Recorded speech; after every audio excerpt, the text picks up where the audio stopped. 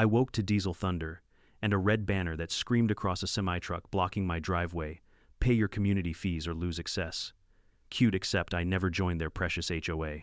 I'm Ethan Cole, a furniture maker who likes clean joinery and clean lines of property rights. The driver flicked ash, grinned, and told me he had orders from higher up. Police called it a civil matter. That's when I started documenting plates, timestamps, every smirk. By sunset, the truck was gone because I had it towed. By nightfall, a mountain of broken concrete and twisted rebar took its place like a mafia calling card. Buried under the rubble, I found something worse than trash wires. Someone wasn't just blocking me, they were counting me. They wanted leverage. They wanted my land. They had no idea I build things to last, including fights. Before we dive in, tell me in the comments where you're watching from and what time it is for you right now. The morning the truck appeared will never leave my memory. My house sat at the end of a winding lane, a place I had chosen precisely because it was outside the suffocating grip of a homeowners association. I'd poured every ounce of sweat into that place, half workshop, half sanctuary. The smell of oak and walnut shavings usually drifted out of my studio, mingling with the fresh scent of pine and wildflowers I'd cultivated in defiance of suburban uniformity. But that day the scent was choked by diesel fumes and cigarette smoke. A semi-truck 40 feet of steel and arrogance stood squarely across my driveway. Its engine idled with a low growl, shaking the windows of my home. A banner stretched across its side, bold crimson letters, screaming, "Pay your community fees or lose access." My first thought was that it had to be a prank. I had never joined their HOA, never signed a covenant, never paid a dime. I had deliberately bought my property in Brookhaven Ridge because it was outside their boundaries. The driver was a hulking man, late 40s, with a cigarette hanging from his lip like a badge of contempt. He leaned against the truck door as if he owned the place. "Truck stays till you pay up," he said with a smirk. "Orders from higher up." I told him he was trespassing. He just blew smoke in my direction and shrugged. I dialed the non-emergency police number, hoping sanity still had a place in this county. When the cruiser pulled up 20 minutes later, my stomach loosened with relief. But it was short-lived. The officers didn't even hide their disinterest. They chatted briefly with the driver, then approached me with the indifference of bureaucrats on a Friday afternoon. "This looks like a civil issue," one officer said flatly. "If they claim you owe dues, you'll have to handle it in court. We can't tow the truck, it's on your private driveway, not a public street." My voice sharpened. "Exactly, it's my driveway. That makes it trespassing." The second officer shrugged. "Depends. If the association can show jurisdiction, it's a gray area. I suggest resolving it amicably." They left me standing in the diesel fumes, abandoned in my own yard. The driver gave me a mock salute. "Told you," he grinned. "Better start writing a check, pal." The sheer audacity burned through my veins. I was a craftsman, not a pushover. My father used to tell me measure twice, cut once, but always cut. Well, this was my cut. I retreated into the house, slammed my laptop open, and dug through every property record I had on file. Deed history, county zoning maps, plat surveys, not one shred of paper put me under their HOA. They had no jurisdiction, no legal claim, nothing but bluster. So I made a call of my own, a towing company out of Fairview. The dispatcher hesitated when I explained a semi was blocking my private property. "That's a big job," she muttered. "You sure you want to escalate?" I laughed bitterly. "Escalation started when they parked it here. Bring your biggest rig." An hour later, the tow truck rolled in an absolute beast with chains thick as my wrist. The operator circled the semi, whistling low. "This thing's a monster," he said, "but we can manage." The truck driver protested instantly, his smug grin vanishing. He barked threats about lawsuits, damages the HOA backing him up, but the tow operator didn't flinch. He began rigging chains, metal clanking against steel. 40 grueling minutes later, the semi groaned, shifted, and surrendered to the tow truck's pull. Tires screeched as it was dragged off my driveway, leaving behind a sour stench of diesel and humiliation. For the first time that day, I let out a long breath. My driveway was clear. My property was mine again.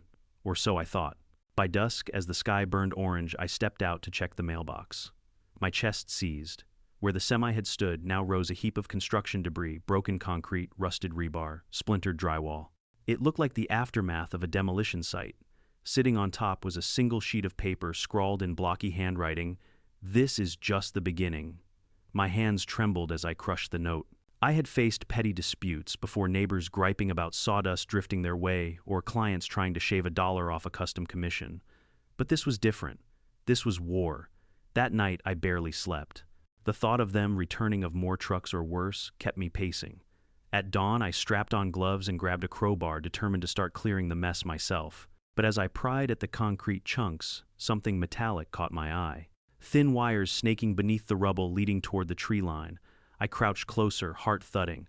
This wasn't just trash, it was planted. Sensors, cameras, some kind of monitoring system. Rage boiled inside me. Not only had they blocked me, they were watching me. And then came the cherry on top. A black SUV rolled up to the edge of my driveway. Out stepped a man in a pressed gray suit, hair combed to a shine smile like a used car salesman. He walked toward me with the confidence of someone who thought laws bent around him. "Mr. Cole," he called smoothly. "I'm Darren Reed. I represent the interests of the Brookhaven Community Association." I clenched the crowbar. "You represent trespassers and thugs. Congratulations." He smiled wider, flashing perfect white teeth. "There's no need for hostility. Join the association, pay your dues, and all of this unpleasantness will disappear." I pointed at the pile of concrete, the rebar jutting like broken bones. "This isn't unpleasantness, it's illegal dumping. And those wires, what are they? Surveillance." His smile faltered for the first time. "Safety monitoring equipment. Entirely legal. Installed to ensure compliance with community standards." I stepped closer until the crowbar was almost touching his tailored jacket. "This isn't your community. This is my land. And if I catch another wire, another truck, another ounce of trash, you'll wish the police were the ones you had to answer to." Darren's eyes narrowed, though his voice stayed syrupy. "Think carefully, Mr. Cole. Resistance can be costly. Get off my property." I said, each word carved in stone. He gave a shallow bow, turned, and slid back into his SUV. The black vehicle rolled away, tires crunching gravel. I stood over the rubble, fists, white chest heaving. They thought I'd fold. They thought a craftsman who spent his days shaping wood had no fight in him. They were wrong. I knew how to build, and I knew how to dismantle. And I was about to dismantle their entire game piece by piece. That night I called a lawyer.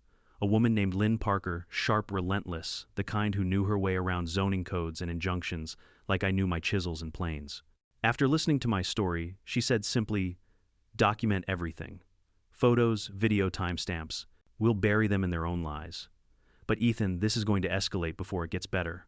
Her warning clung to me like sawdust. And she was right. Because by sunrise, the debris pile had doubled in size. And threaded through the wreckage, unmistakable among the dust, were splinters from one of my own unfinished furniture pieces. They hadn't just dumped garbage. They'd broken into my studio. This wasn't a message anymore. It was personal. By the time the sun climbed over the ridge the following morning, my driveway looked like the aftermath of an earthquake. The pile of debris wasn't just bigger, it had been meticulously stacked, higher, denser, more deliberate. Rusted pipes stuck out like jagged teeth, concrete chunks balanced precariously on top, and twisted sheets of drywall fluttered in the cold morning breeze. At first glance, it might have passed as careless dumping, but as my boots crunched over the gravel, I spotted something that made my stomach twist. A broken oak beam, its edge carefully dovetailed. I knew that cut. I had made it. My workshop wasn't just a place to earn a living. It was an extension of who I was. Every slab of wood I shaped carried my signature even before I carved initials. The beam lying among the trash came from an unfinished dining table I had left clamped the night before. I sprinted into the shop, heart pounding. The clamps were empty, the project gone. Someone had broken into my sanctuary, stolen my work, disassembled it, tossed the pieces into the heap like scraps from a butchered animal. My hands shook with fury, but beneath that was something colder, sharper resolve. This wasn't about money or unpaid fees. It was targeted, personal, and cruel. They weren't just trying to box me in. They were trying to break me. I grabbed my phone and dialed Lynn Parker, my lawyer. She picked up on the second ring, her voice clipped, but calm as though she had been expecting my call. "Tell me what's changed." They broke in. I spat, pacing the edge of the pile.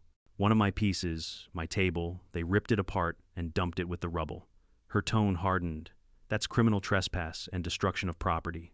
Document it. Photos, timestamps, video if possible. We're not just filing harassment anymore, we're building a criminal case." I snapped shot after shot, zooming in on the splintered dovetail joints, the oak grain I had sanded smooth only days before. Then I turned my camera to the heap itself. The debris wasn't random. Some of it was clean concrete, almost as if it had been delivered, not discarded. And again I saw those thin wires buried in the dirt beneath like veins pulsing through the wreckage. As I crouched to photograph them, a familiar drawl came from behind me. going somewhere. The truck driver, the same brute who had grinned at me as the police drove away, was leaning against a fence post, arms crossed, cigarette dangling. His smirk was back nastier than ever. "You think this is funny," I growled, standing tall. "Breaking into my shop, destroying my work," he chuckled low and mean. "Lady down the street said you're too stubborn for your own good. Thought maybe a little motivation would help. But hey, don't shoot the messenger." I gripped the crowbar in my hand until my knuckles turned white. "This isn't a message, it's a crime, and if you're involved, you'll answer for it." He flicked his cigarette into the gravel, letting the ember die. "You don't get it, do you? You're up against more than me. More than that, shiny suit Reed, this is bigger. Best cut your losses before it gets ugly." I stepped forward, my voice low and shaking with fury. "Get off my property." For the first time, his grin faltered. He gave a mocking salute, boots crunching as he walked away. "Suit yourself," he called over his shoulder. "But don't say I didn't warn you." My blood boiled, but I forced myself to breathe. Rage was what they wanted to push me into, a mistake to make me reckless. No, I wasn't going to swing a crowbar and end up in cuffs while they clapped from the sidelines. I was going to fight them where it hurt, on the record, under the law, in the daylight. That afternoon, I called a local waste management service. "Someone's illegally dumped construction debris in my driveway," I explained, forcing my voice steady. The woman on the other end clicked her keyboard. "We have a report. This is an active construction site," she said matter-of-factly. "If that's the case, debris removal must be handled by the site contractor." My jaw dropped. "There is no construction site. This is my home. Someone dumped this trash without permission." "I'm sorry, sir," she said with rehearsed politeness. "Without verification, our hands are tied. You may want to contact the zoning office." Zoning office? Of course. The HOA's favorite weapon, paperwork. They were dressing my property up in bureaucratic camouflage, making it look like a legitimate project. I hung up, shaking. Every official channel was blocked. Every attempt to act by the book was rerouted into a dead end. But there was one thing I could still do: fight back directly. I dialed a private cleanup crew, men I knew from past jobs who didn't flinch at heavy work. When I explained, the foreman hesitated. "That's a lot of debris. Whoever dumped it might not be happy we're hauling it." "Neither am I," said. "Clear it." By mid-afternoon, their truck pulled up. 4 men in hard hats and reflective vests. The foreman gave a nod, and they went to work.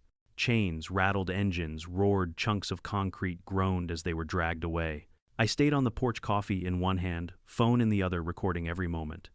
It wasn't long before the SUV returned, black tinted windows creeping to the edge of the driveway like a predator. The engine idled for a full minute before the driver's door opened. Out stepped Darren Reed, immaculate as ever. He looked at the cleanup crew, then at me, his smile tight. "Mr. Cole," he said smoothly, "you really should reconsider. Cooperation is easier than confrontation." I set my coffee down. "You're already trespassing. Leave." He ignored me, strolling closer. "We could settle this with a single signature. Join the association. Pay the fees. Harmony restored." I laughed bitterly. "Harmony? You dumped a demolition site in my driveway, destroyed my work, and wired my property like a surveillance state. That's not harmony, that's harassment." For the first time, the mask slipped. His smile hardened into a scowl. "Be careful, Cole. You're one man. We're an institution, and institutions don't break easily." Behind him, one of the cleanup crew shouted, "Boss, you need to see this." I walked over. In the dirt beneath the debris, more wires, longer, thicker, running deeper into the soil. I crouched, tugging at one. It resisted, then snapped free with a spark. I held it up, glaring at Darren. "What is this?" I demanded. He shrugged, feigning innocence. "Monitoring system, entirely within the law." "Not on my land," I snapped. "Not without consent." He leaned in, voice dropping to a hiss. "Sign the papers, or you'll regret it." I stepped nose to nose with him, the broken wire trembling in my fist. "The only thing I regret is not crushing this sooner. Get off my property." His eyes darkened, but he stepped back, smoothed his suit, and retreated to the SUV. The tires spit gravel as it vanished down the road. By evening, the debris pile was gone, loaded into dump trucks. What remained was a tangle of wires and sensors stacked in the corner of my driveway. I photographed every piece, cataloged it like evidence. That night, I installed more cameras. Motion sensors at every corner, infrared on the tree line, a spotlight wired to my workshop. If they wanted to escalate, I'd meet them prepared. I wasn't just fighting for my property anymore. I was fighting for my right to exist without bending the knee to a manufactured community. And as I set the cameras to record, I whispered to myself, "You wanted a fight, you've got one." The next morning, I woke to the sound of gravel crunching under unfamiliar tires. My security cameras had already sent an alert to my phone, and when I opened the feed, two men in reflective vests were standing by what remained of the debris pile. Clipboards in hand, they were jotting notes as though they had every right to be there. I stepped outside, boots heavy with anger. "Can I help you?" I barked. One of them, younger, with a neatly trimmed beard, barely looked up. "We're here to assess the site." "Assess what site?" I demanded. "This is my home, my property, and I didn't authorize any assessment." The older man, graying at the temples, held up a folded piece of paper like it was a royal decree. "We were contracted by the Brookhaven Community Association to perform a compliance inspection. If you have an issue, take it up with them." I snatched the paper and scanned it. At first glance, it looked official. There were stamps, signatures, and generic legalese, but the contact information was suspiciously vague. No city letterhead, no agency seal, no phone number. Just the HOA's name and a flimsy signature. My blood surged. "Get off my property, now."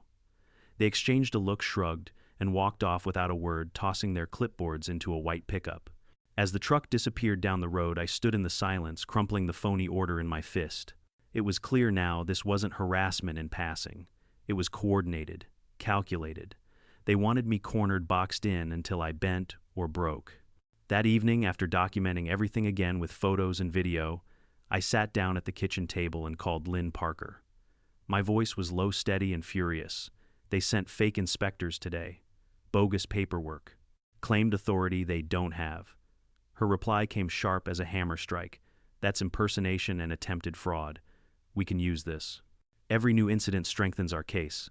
But Ethan, you need to understand. They're escalating, and they'll keep escalating until you hit back harder than they expect." I exhaled, rubbing my temples. "How do we hit back?" She paused, then spoke with quiet certainty. "Cease and desist letter first, then a report to the zoning office. But most importantly, we prepare for a protective order, something enforceable by law. If they trespass again, we'll have teeth." I agreed, though. The knot in my gut told me the HOA wouldn't stop just because of paper. Still, paper could turn into leverage, and leverage could turn into justice. But even paperwork can't keep you safe at night. At 3:00 a.m., my motion sensor lit up. I jolted awake, adrenaline spiking, and grabbed my phone. The grainy feed showed a figure dragging something heavy across the gravel, adding to the debris pile. My pulse hammered as I zoomed in, but the face was obscured under a hood. The figure moved quickly, dumping slabs of concrete before melting into the shadows. I forwarded the footage to Lynn immediately. "They're back. At night. Hooded." Her reply was nearly instant. "Save everything. This isn't just trespass, it's intimidation. We'll fold it into the case. You're building a record strong enough to crush them." I wanted to believe her. But as I sat in the dark staring out at the pile growing like a tumor in my driveway, I felt something else creeping in: fear. Fear they weren't just after my land. Fear they wanted me broken, humiliated, maybe even gone. Later that morning, I heard a knock at my door. It was Eleanor Marsh, my elderly neighbor. She'd lived in Brookhaven Ridge for decades, her house, a weathered monument to stubborn independence. She clutched a tote bag and looked more serious than I'd ever seen her. "Ethan," she said softly, stepping inside. "We need to talk. I think I know what's happening to you." We sat at the kitchen table, sunlight cutting across the wood grain. Eleanor pulled out faded papers and yellowing photographs, spreading them across the surface like puzzle pieces. "This isn't new," she began. "They've done this before. To others. You're not the first." I leaned closer, scanning the photos. Men in suits, shaking hands in front of construction equipment. A map with red circles drawn around properties, including mine. Her voice trembled but carried weight. 5 years ago, the so-called community leaders partnered with a development firm, Land Access. Ever since, they've been targeting properties like yours, ones they need for their projects. If owners don't sell, they make life unbearable until they give in. My stomach dropped as I traced the red circles. My lot wasn't just another home in their way, it was the key to connecting parcels of land they wanted to develop into townhomes and a shopping center. Without me, their puzzle didn't fit. "And Darren Reed?" I asked, tapping one of the photos where his smug face stood out in a group of suited figures. Eleanor nodded. "He's been at the center from the start. Smooth talker, dirty hands." I sank back in my chair, fury boiling under my ribs. "So this isn't about HOA dues, it's about a land grab." "Yes," Eleanor whispered, "and they'll keep pushing. Harder." I gathered the papers, sliding them carefully into a folder. Then they picked the wrong target. That night I doubled my security, more cameras, more lights, even a motion-triggered alarm at the workshop door. But despite all my preparations, they still found a way to rattle me. At midnight, the sound of shattering glass jolted me from bed. I grabbed a flashlight and sprinted to the workshop. My heart sank. 2 of the windows were shattered shards, glittering across the floor like ice. On the ground lay a brick with a note taped to it. "Leave while you still can." I stood frozen glass crunching under my boots. For a moment fear won. My hands shook my chest tight, my breath shallow.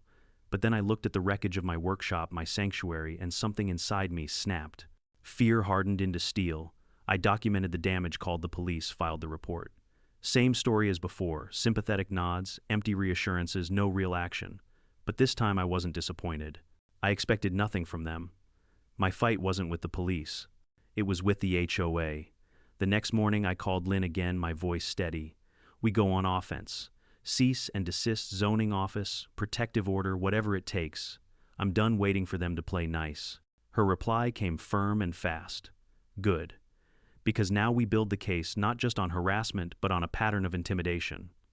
You're not standing alone, Ethan, and I'll make sure they learn that in court." That night I reviewed the footage from my new cameras. Sure enough, the hooded figure returned, creeping along the tree line, dragging another sack of debris. But this time the cameras caught something new, the black SUV idling at the end of the street, headlights off. Watching. Waiting. It was proof. Proof they weren't just random vandals. Proof Darren and his cronies were orchestrating everything. As I watched the SUV fade into the night, one thought solidified in my mind: they wanted me isolated, cornered, afraid. But I wasn't isolated anymore. Eleanor's evidence, Lynn's counsel, the camera's unblinking eyes, they gave me strength. They thought they could bury me in rubble. But all they'd done was give me the foundation to build a fight they couldn't win. Eleanor didn't come empty-handed. She arrived like a season that knew secret stoop, steady arms full of yellowed paper and folded maps that smelled of attic dust and old coffee. When she set them on my kitchen table, they looked innocuous: a map of the township, a stack of clipped newspaper articles, a small manila envelope stamped with a city department seal. But the red circles scrawled in pencil across the map made my throat tighten. My property, of all things, had been circled prominently, an obvious choke point between 2 parcels of land, with developer speak written in the margins: link parcel, infill opportunity access corridor. "Eleanor," I said, because the name felt too soft for what we were about to do, "who gave you this?" She took a breath, eyes gone distant like she was reading years back. "My husband," she said. "He worked in city planning. He kept his notes in secret after he retired because he didn't trust the council. Before he died, he left me a folder, said if anything ever felt wrong, find the red circles. He said they were the properties the developers wanted to thread together like beads on a string. Yours is the knot." There, it was motive. The trucks, the wires, the broken table. Suddenly the picture snapped into focus. This wasn't garden variety HOA malice. It had the dull hum of corporate design behind it: zoning tweaks, parcel consolidation, and a developer who could flip a few stubborn homeowners into cash and clear land for shiny new things with a ribbon-cutting ceremony. We spent the afternoon going through the papers. Eleanor's late husband had copies of old council minutes that mentioned land access by a limp bureaucratic phrase: possible development partner. There were invoices, 2 small payments traced to community services that smelled more like kickbacks than legitimate fees. In the margins of one memo was a note: if owners resist, use pressure. Administrative friction works. My stomach flipped. Administrative friction, fines, phony inspections, phantom paperwork, all being used as tools to make life unbearable. I called Lynn immediately and told her everything. She listened without interruption, then said, "Get me copies of every scrap. High-resolution photos of that map. Scan it. We will build a narrative chain: the debris, the wires, the fake inspectors, and the safety monitoring to the developer's bottom line. If land access paid for devices or contracted the HOA, we can show coordination." Lynn's legal mind was a surgical light in a dark attic. She outlined what we needed: documentation of trespass proof. The devices were not city-owned safety monitors, vendor invoices that linked the equipment to private companies, records of payments from the HOA to land access, and emails or letters that showed intent or coordination. She suggested a 3-pronged approach: immediate protective measures, cease and desist, emergency injunction, parallel civil filings, harassment conversion, trespass, and fraudulent practices, and an investigatory push, public after 5. Records, requests, subpoenas, and media exposure. Subpoenas, she said, tasting the word like a weapon. If we can subpoena HOA communications and vendor contracts, we'll either blow this wide open or they'll stall forever. Either way, we win the narrative. And the court will see the pattern, not isolated incidents, but a campaign. There was a complication. The HOA, if they were smart, and it was becoming clear they were, would hide their tax layer payments through shell vendors, use contractors to do the dirty work, and keep direct communication off paper. The trick would be tying the visible acts, the dump, the wires, the inspections to the invisible money trail. That meant we had to be meticulous. We had to preserve evidence. So I did what Lynn ordered. I cataloged everything. Each piece of rubble got a number. Each wire had a photo with a timestamp. I labeled the finished dovetail that had been ripped from my table and photographed the tool marks. I logged the vehicle sightings, plate numbers, and the times. I compiled a folder that could pass for a small methodical forensic exhibit. But law is a slow engine. Paper takes time to grind, and the HOA seemed comfortable with that tempo. They had the power of bureaucratic delay and social inertia. We needed momentum. The courthouse couldn't slow down. So Lynn suggested we take the story public. If the media runs with this, she said, you'll force the authorities to act faster. Developers hate bad press. Elected officials hate bad press. And people don't like to be seen as colluding with intimidation. We use the court and the court of public opinion. I was hesitant. My life had never been staged for spectacle. But then I remembered the broken windows, the brick with the taped note, the way the driver had smirked like he owned my mornings. If publicity could protect me, it was worth the show. We organized a discreet meeting at my house that evening. 13 neighbors showed up, faces I'd waved to but barely knew until now. There was Sam and Jen from 2 doors down, constantly fined for mailbox color infractions, Mr.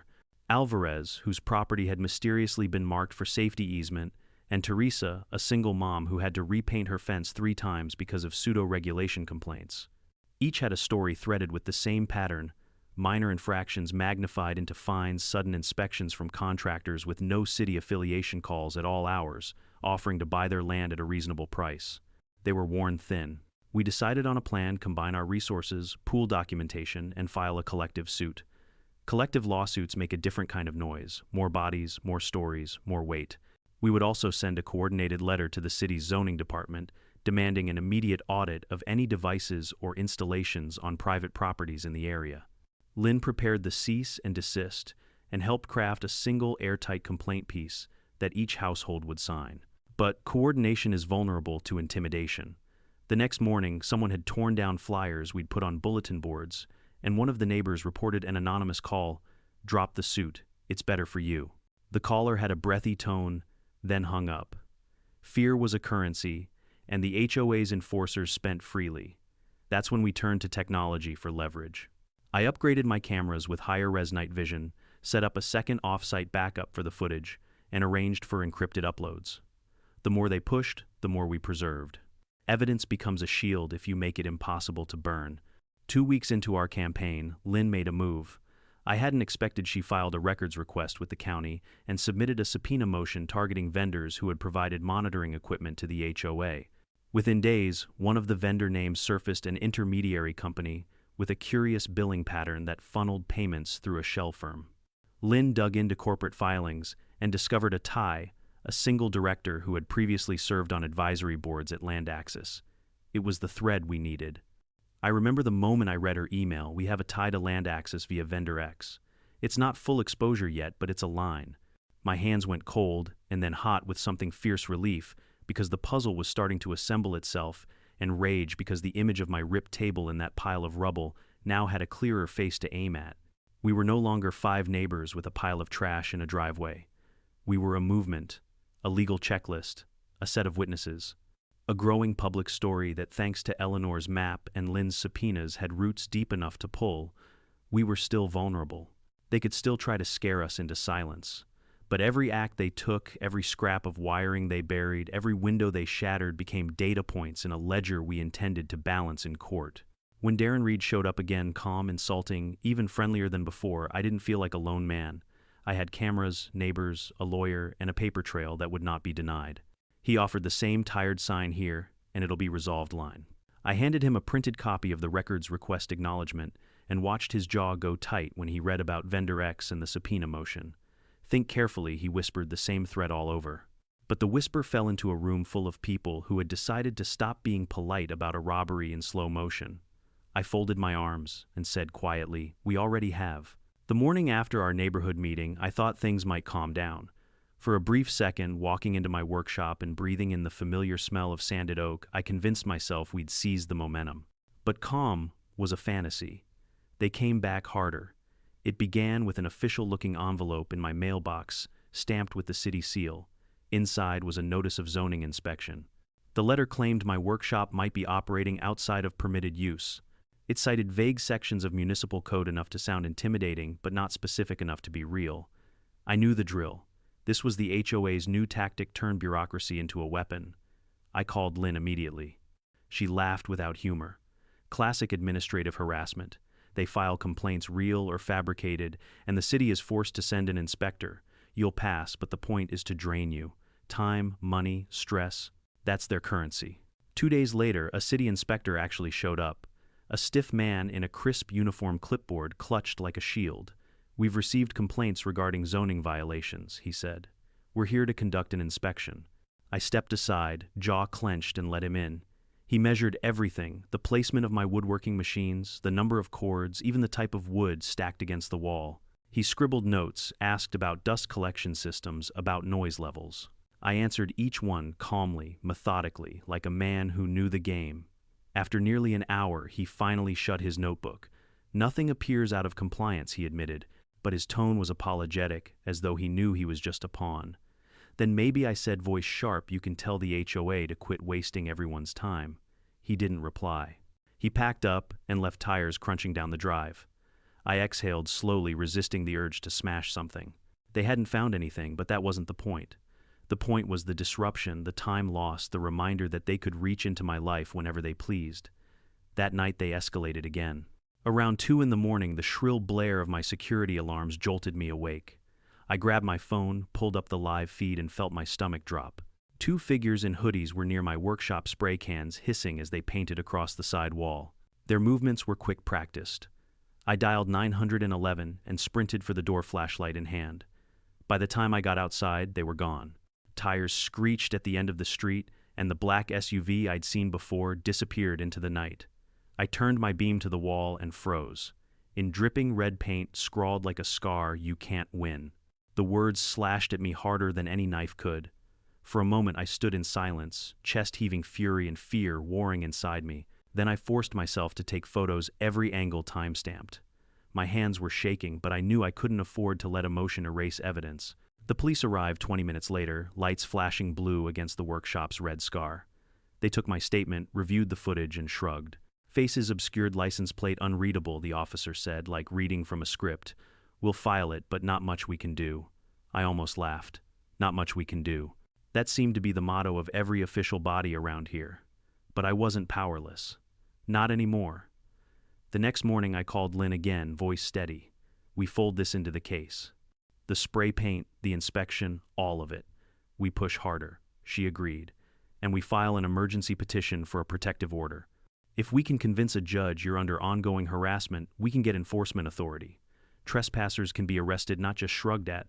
But the HOA wasn't done. Not by a long shot. That afternoon, Eleanor called me in a panic. "They came after me too," she whispered. "A brick through my kitchen window last night. And a note, same handwriting as yours." It said, "Drop it." My gut tightened. It wasn't just me anymore. They were spreading the fear to anyone who stood with me. Within hours, 3 other neighbors reported similar threats envelopes in mailboxes with the words, "Drop the swit or else." Some had no return address.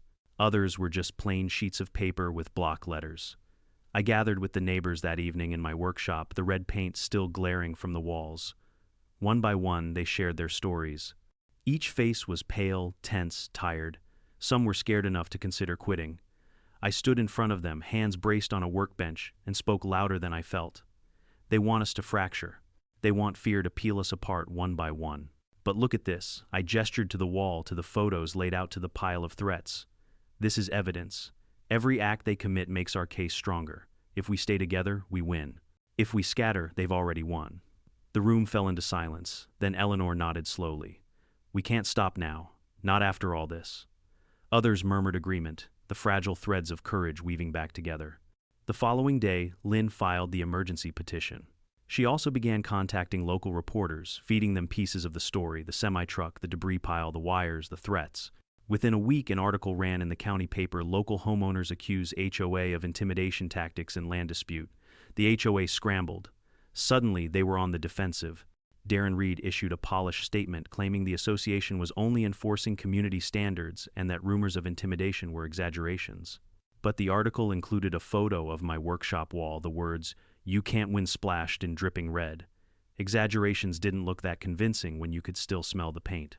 The pressure was working, but it also made them desperate. One evening, as I was reviewing footage with Lynn over a video call, my phone buzzed with a text from an unknown number. The message was short: "You're in over your head. Back out before it's too late."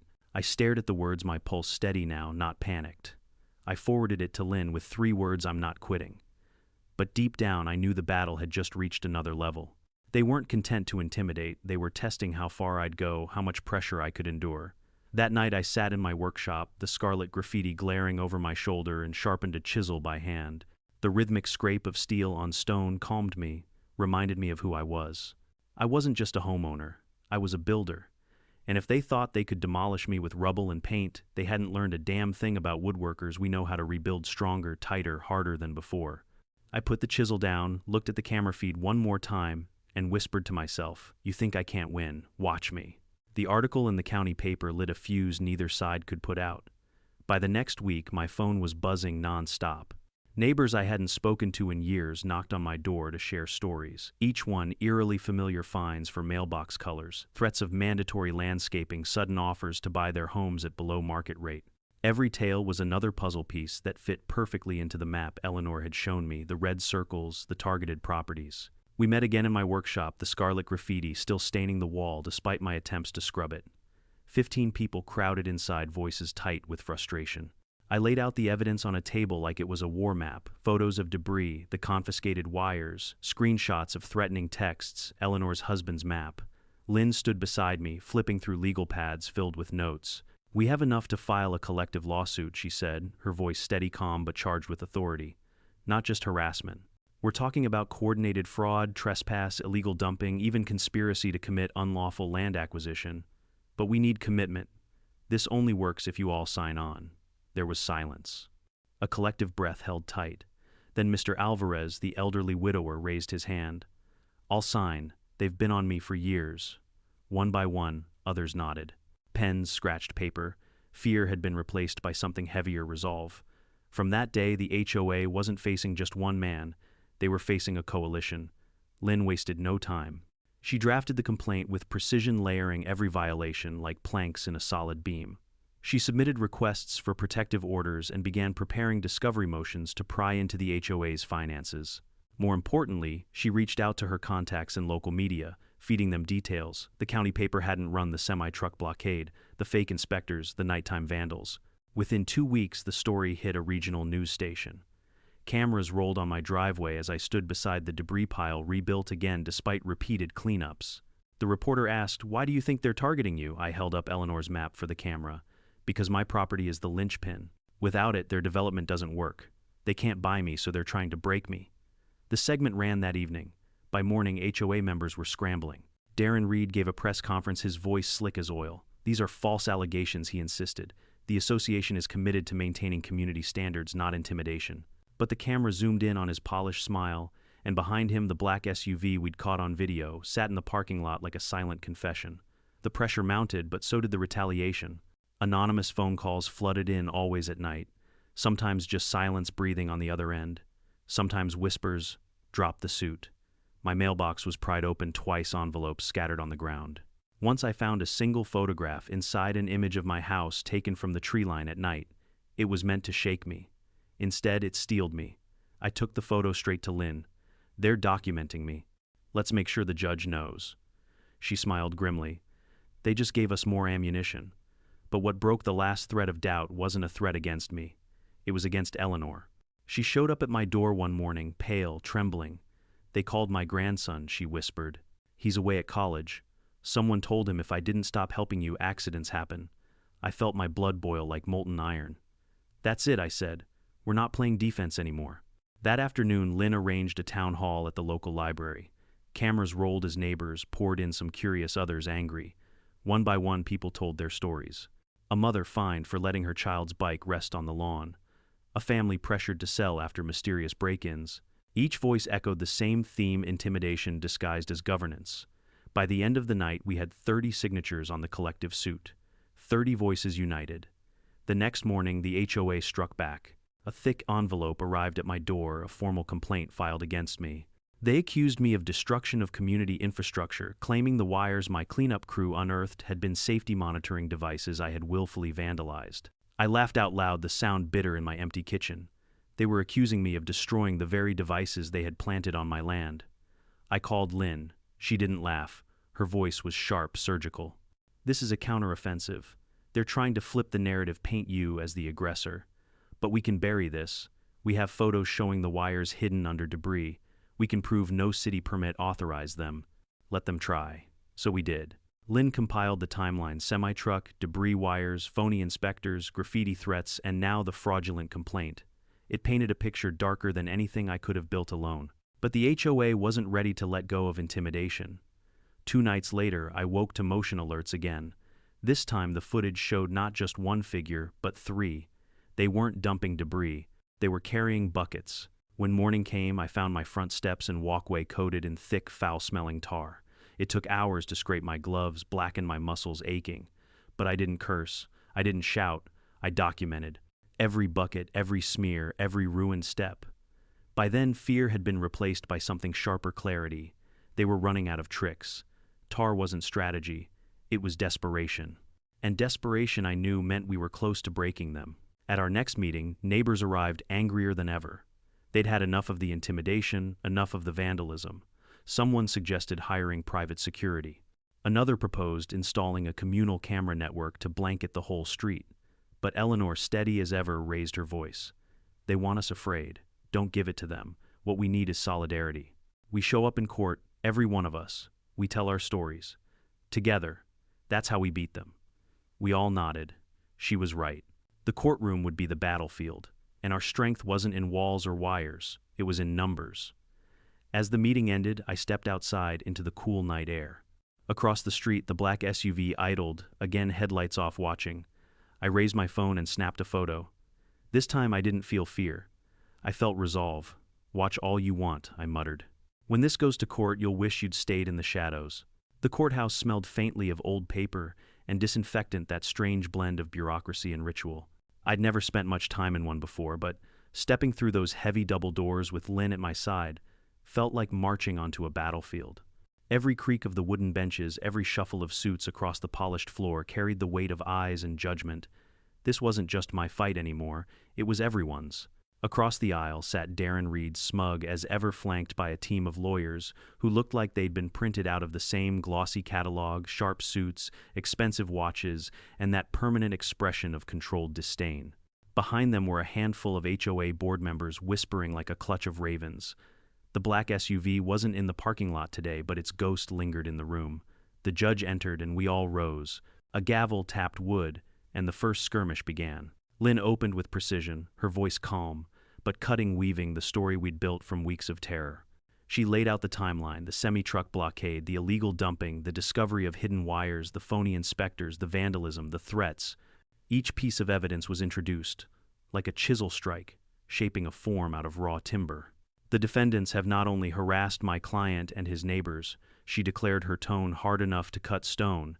They have engaged in a calculated campaign of intimidation designed to force property owners into submission. This is not community governance. This is abuse of power. Darren's lead attorney, a tall man with silver hair and a voice trained for boardrooms, rose with his rebuttal. He spoke smoothly, as though explaining away a minor inconvenience. Your Honor, my clients acted within their legal rights.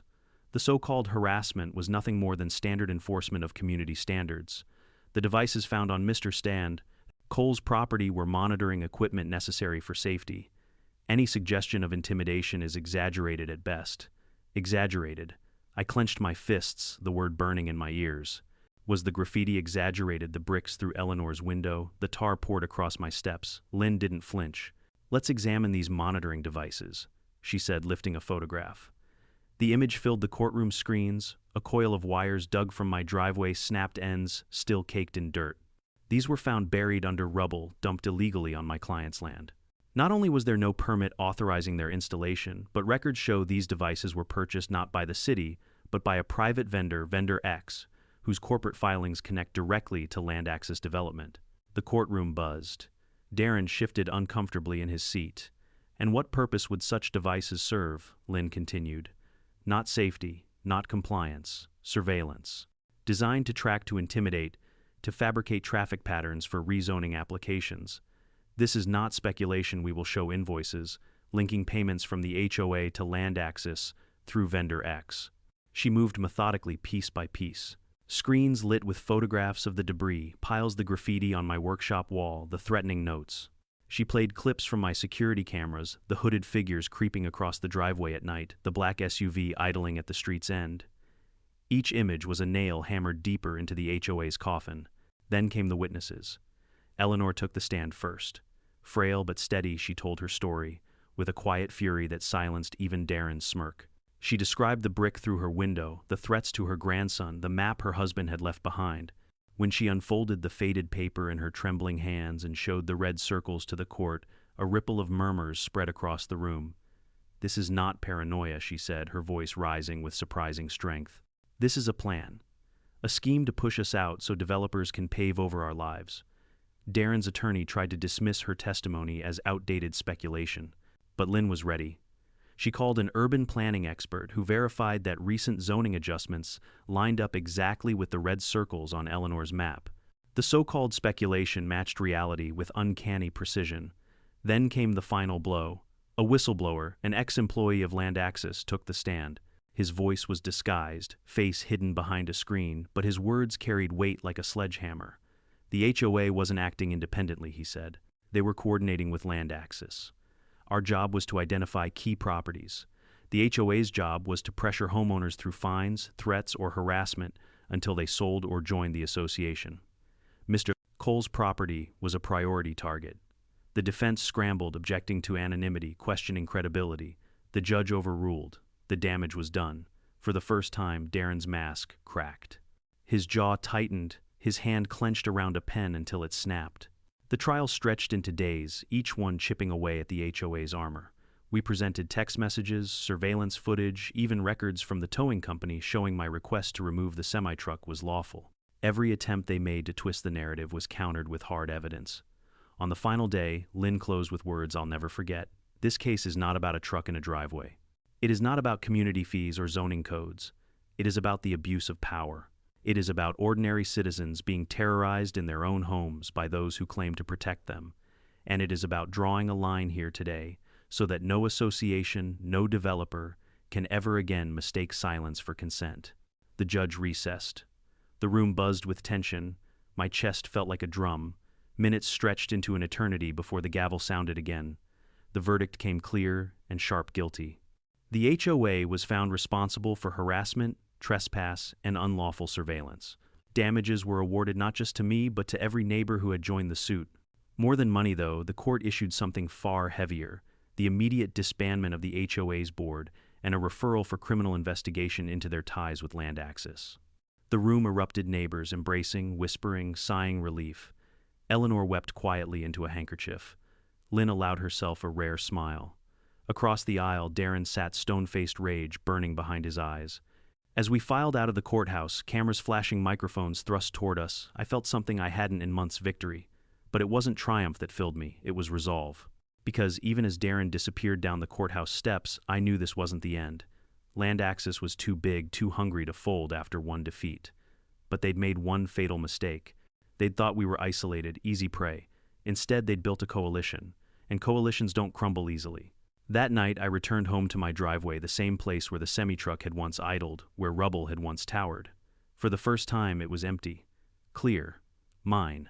I stood there under the stars, the cool night air filling my lungs, and whispered to myself, "You said I couldn't win. Look at me now." The days after the verdict felt surreal. For the first time in months, I walked down my driveway without stepping over rubble, broken glass, or tar. The only sound was the crunch of gravel under my boots, not the diesel growl of a Semitruck or the hiss of spray cans in the dark. My neighbors waved again, not cautiously, but warmly, as though a fog had lifted over Brookhaven Ridge. The black SUV no longer lurked at the end of the street. Its absence was louder than its presence had ever been. But relief is fragile, and I knew better than to mistake quiet for peace. On the second morning after the ruling, I found a package on my porch. No return address. My stomach tightened as I picked it up, half expecting another threat, but inside was something I never anticipated. A wooden plaque carefully carved, the words etched deep and proud, in defense of home and community. There was no signature, but I knew who it was from, the whistleblower. The one who had risked his livelihood, maybe more to tell the truth. I hung the plaque in my workshop right above my workbench. It wasn't just a decoration. It was a reminder we had faced intimidation, surveillance vandalism, and we had endured. The neighborhood began to heal in small ways. Sam and Jen repainted their mailbox the color they actually liked, not the one approved by HOA guidelines. Teresa let her kids leave their bikes out on the lawn without fear of a fine. Mr. Alvarez planted a vegetable garden that spread shamelessly across his front yard. For the first time, Brookhaven Ridge looked alive, not sterile. We decided to formalize our unity, but not through another HOA. None of us wanted rules or dues or presidents who fancied themselves dictators. Instead, we created the Brookhaven Neighbors Alliance, an informal coalition. We met once a month in rotating living rooms. No fines, no enforcement. Just neighbors sharing updates, looking out for each other, and making sure that if developers tried anything again, they'd face not one homeowner, but an entire community with eyes wide open. Eleanor became the heart of the alliance. Despite her age, she had a fire in her voice when she spoke. At the first meeting, she held up her husband's old map and said, "This isn't just paper, it's a warning. We must never let them draw new circles around our homes." We all agreed. Meanwhile, Lynn kept busy. She filed follow-up motions to ensure the HOA board couldn't quietly reform under a new name. She contacted the district attorney's office, pushing for criminal investigations into the fraudulent inspections and the fake zoning complaints. She even started working with state legislators to draft clearer laws against private associations abusing power. Your case, she told me one evening, might set precedent. Courts are watching. Developers are watching. You've done more than win. You've changed the battlefield. That should have comforted me. And in a way it did. But late at night, lying awake, I couldn't shake the feeling that land access wasn't done. Companies that big didn't fold over one ruling. They'd shift, adapt, come back with new tactics. The fight wasn't finished. It was just paused. Still, the pause gave us something priceless: time. Time to rebuild. I threw myself back into my craft. Orders had poured in after the news coverage, clients who admired my work, and maybe admired the story behind it. One wanted a table inlaid with the words resilience. Another requested a bench carved with oak leaves symbolizing endurance. I accepted them all. My chisels sang again.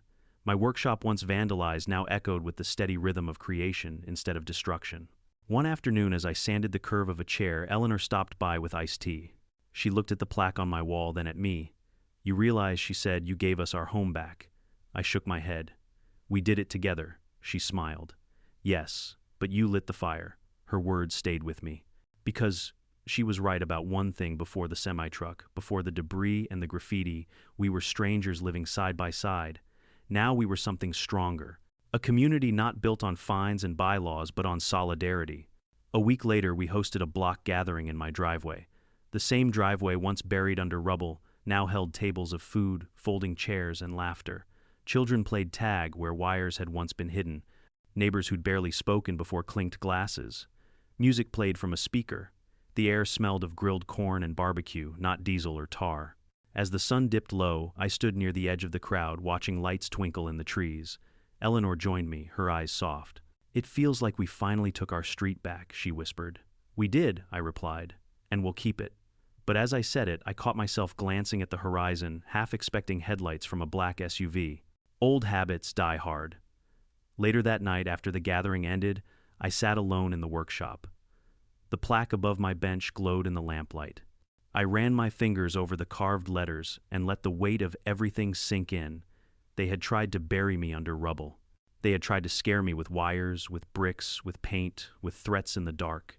They thought I'd break. They thought we'd scatter.